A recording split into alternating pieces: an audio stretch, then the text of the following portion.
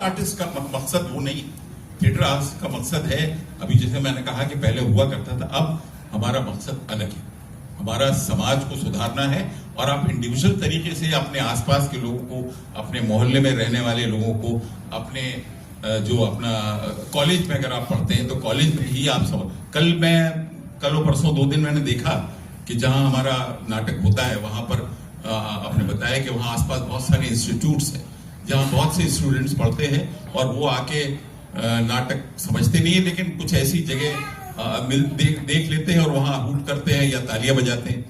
तो उनको शिक्षित करना आपका मकसद है, उनको सेंसिटिव करना कि भाई ये देखिए, कल किसी ने कहा फिर वहां से कि भाई देखिए आप ये क्या कर रहे हैं, बाहर के लोग आए हैं, वो बिहार का क्या एक लेके जाएंगे, छवि लेकर जाएंगे।